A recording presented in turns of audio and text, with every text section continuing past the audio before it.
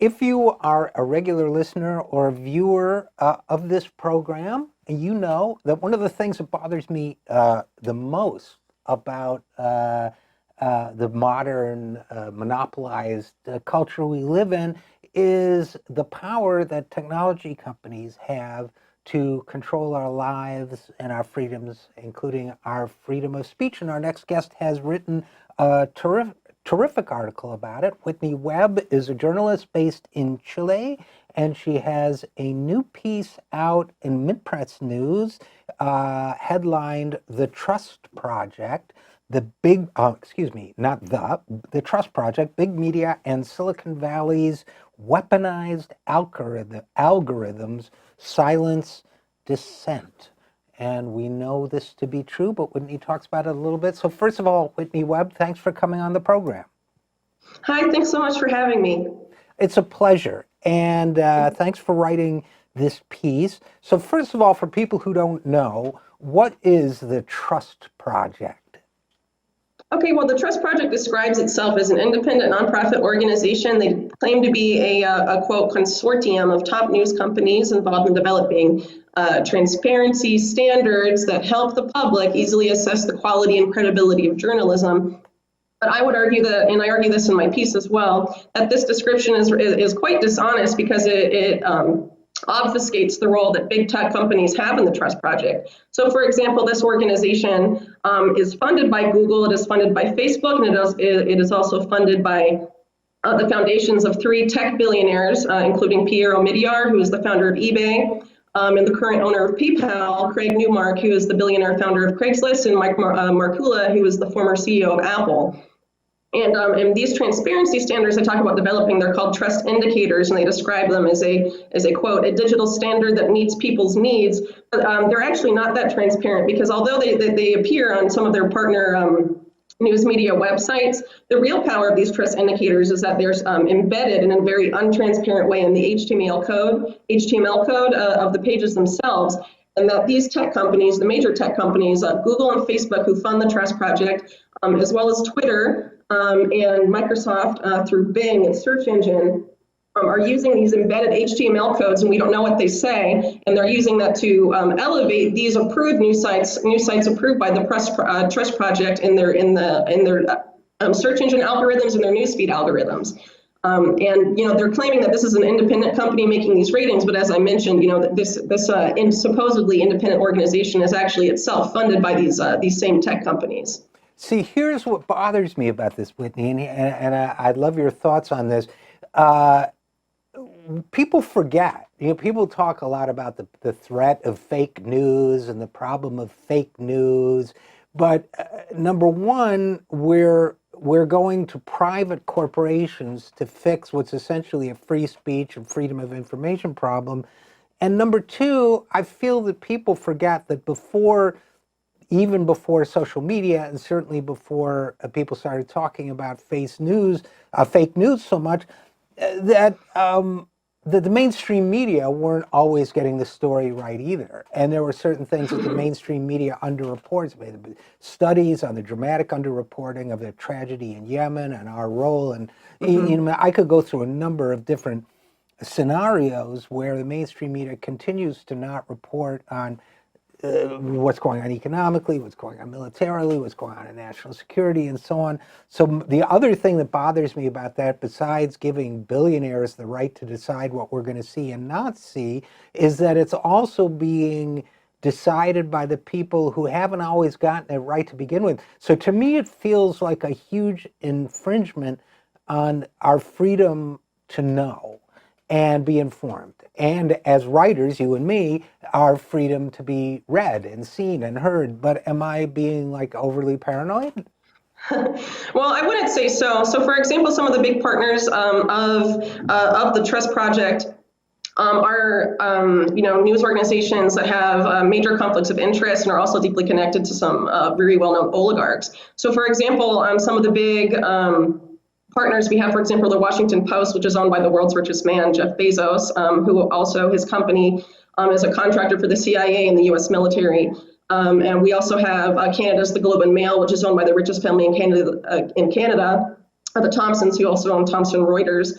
And so, and speaking of fake news as well, these same outlets, for example, Reuters, the Washington Post, the Associated Press, they recently circulated a fake news story about North Korea supposedly purging a top official in its leadership, which was only proven to be false 4 days later. And they, that story was poorly sourced. They reported anyway and suffered no consequences for that. So if the Trust Project and its ultimate goal of sort of elevating, these sources over other independent sources succeeds, that sort of echo chamber doesn't really allow any pushback against the narratives that are widely circulated by these types of organizations. And I think that should be really troubling, especially, when we have the administration, the current presidential administration having all these pushes for war or regime change abroad. If you sort of create an echo chamber that doesn't provide any pushback on that, I think the effect on what could happen in the world is really severe. And also, as you mentioned, a lot of these organizations don't report on major things that are going on in the world. Yemen being a very glaring example, there was a study, I believe it was by Fair Media Watch, where MSNBC in a period of 6 months did almost 500 segments on Stormy Daniels and not a single one on the war in Yemen. There's conflicts all over the world that don't get any coverage in mainstream media. There's a humanitarian crisis in Colombia, for example, where the largest indigenous population had their entire water supply cut off for a coal mine that's owned by ExxonMobil. I've never seen that covered in mainstream media or any of these Trust Project partners, for example. Yeah, so, you also have dangerous. Yeah, you also have Central American countries, including Colombia, where labor leaders and environmental leaders are being murdered, and that's not getting covered. And so I agree with you 100%. So so the gist of it is, and you explained it very well, but the gist of it is that they create these so-called trust indicators, and those trust indicators control what stories get elevated in social media and what stories do not, which for all intents and purposes means the ones that get seen and the ones that don't. Now, can you or I just go in and take a look at these trust indicators and decide what we think about them? Can we read them and say, yeah, I agree with that, or this makes me uncomfortable?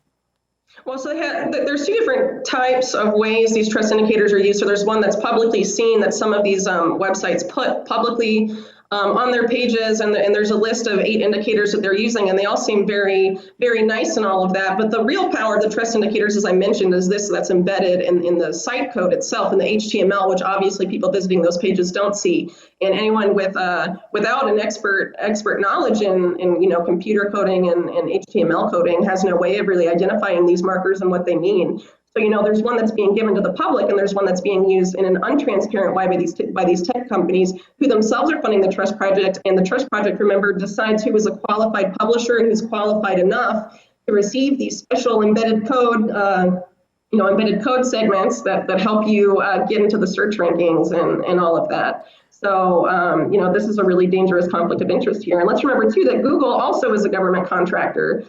So I think, there's a conflict of interest there that, for outlets, media outlets and news websites that, for example, don't toe the government line or dissent in some major way of them being censored and not being approved as qualified when you have this conflict of interest that's very clear there. And also Facebook, for example, they openly partner with the Atlantic Council, which is a lobby group for NATO and is funded by the U.S. government. The Intercept also reported a few years ago that they were openly working with the government of Israel to censor people. I think that should also be of major concern here when we're talking about the Trust Project as well, is that this is sort of a segue in some ways for government censorship. Well, I think that's a very legitimate concern. I tend to agree with you. And again, we're talking with Whitney Webb about her new piece on the Trust Project. And has anybody been able to open up the HTML code and look at the trust indicators we're not trusted enough to see?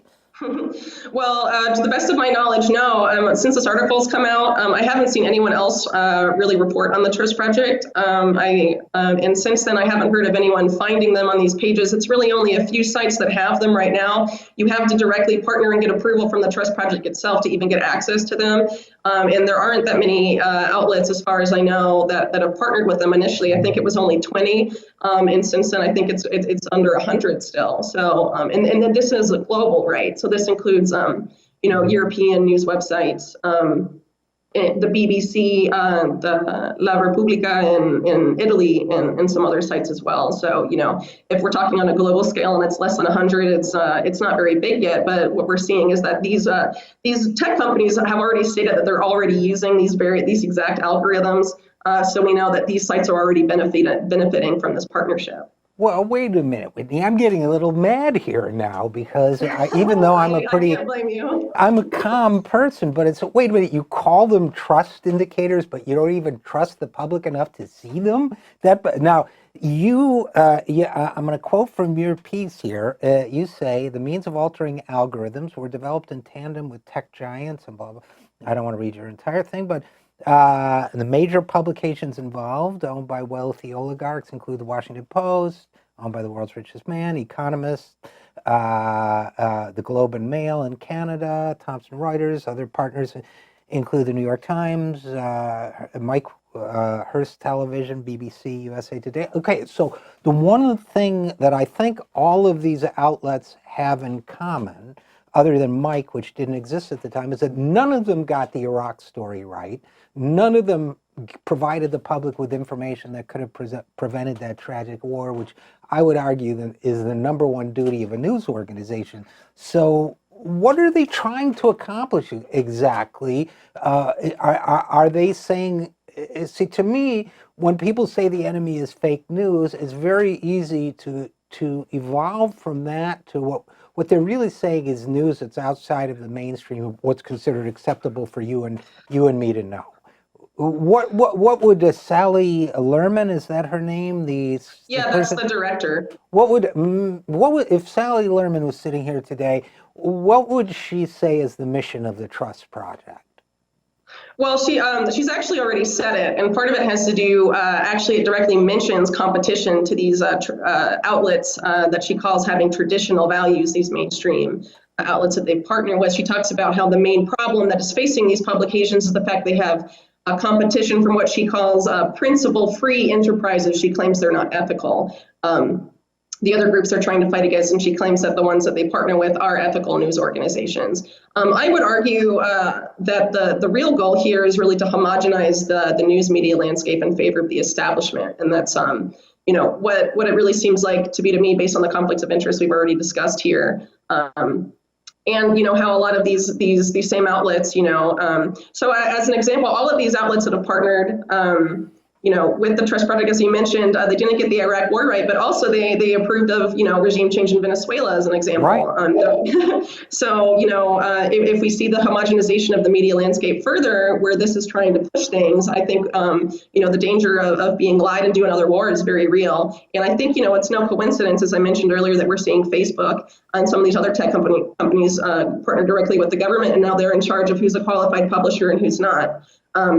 They're trying to hide behind this organization that claims to be an independent nonprofit that cares about restoring transparency and all of this. But what they're really trying to do is decide who is worthy of publishing news that is seen by the public and who is not. And that is a role that we should not be giving to a company that is funded by tech oligarchs and Silicon Valley companies that are monopolies in many cases. Oh, yeah, absolutely. So let me ask you this then, Whitney. Is there anybody pushing back at this? Is there anybody, I think your article was an excellent contribution to the conversation and an important one, but I guess I would say, is anybody addressing this as a free speech issue? And maybe in tandem with what Facebook is doing to control content, what Twitter is doing to control content, is there a freedom of speech movement, or are there freedom of speech activists getting involved in this that you know about? I really haven't seen what I would consider a well-organized pushback. I really think the Trust Project has really skipped under the radar for some time. And I think it's really important that people make this known and sort of provide some sort of pushback against them. There's a similar initiative that actually the Trust Project has partnered with that was called NewsGuard. And they were a news rating site that was trying to give green and red ratings to all these different sites and had a similar purpose of giving green ratings to establishment websites and red ones to independent, the ones they didn't like for various reasons. They had similar conflicts of interest. And, after that was their conflicts of interest were exposed. For example, they had partnered with the former director of the CIA and the NSA, Michael Hayden, former Department of Homeland Security, Tom Ridge, an Obama administration official, Richard Stengel, who described himself once on a CFR panel as the Obama administration's top propagandist. And all of these things, which was just really extreme. So once that was exposed, there was a public pushback, and NewsGuard really ended up trying to push its rating system, not in the U.S., but now in the United Kingdom, because they were unable to get the sort of consent that they had been looking for from the news-consuming public in the United States. So I think if we can see sort of a similar effort there aimed at exposing this group, the Trust Project and their ties to Silicon Valley and all of these other things that we've already talked about, I think that could definitely help. The other thing of it too is that, given that this is embedded in the code, if you have any tech savvy listeners that would be interested in trying to identify these sort of embedded code segments, then there could be an effort made to make them obsolete by sort of embedding them widely in various news pages and sort of, undermining that homogenization push that the Trust Project represents. I was thinking of that as I was thinking of that as we were talking, that and maybe we'll do it in social media too. Maybe out a call that if anyone, we will help. If anyone out there wants to help Whitney Webb and the 0 Hour expose the Trust Project, let us know at Twitter. My Twitter handle is at RJ Eskow. You can always let me know. Otherwise, you can come to our 0 Hour page and let us know. So we will definitely push that. And I will have to say that I do think, NewsGuard, the Trust Project, I will give these people credit for one thing, which is they're very good at coming up with Orwellian names for what they do. Yes, that's absolutely true. It's a very good point. But unfortunately, we're going to have to leave it there. So Whitney Webb, thanks for your great reporting. Again, her article is entitled The Trust Project, Big Media and Silicon Valley's Weaponized Algorithms Silence Dissent. So thanks for your great reporting, and thanks for coming on the program. Thank you. Thanks so much for the opportunity. Our pleasure.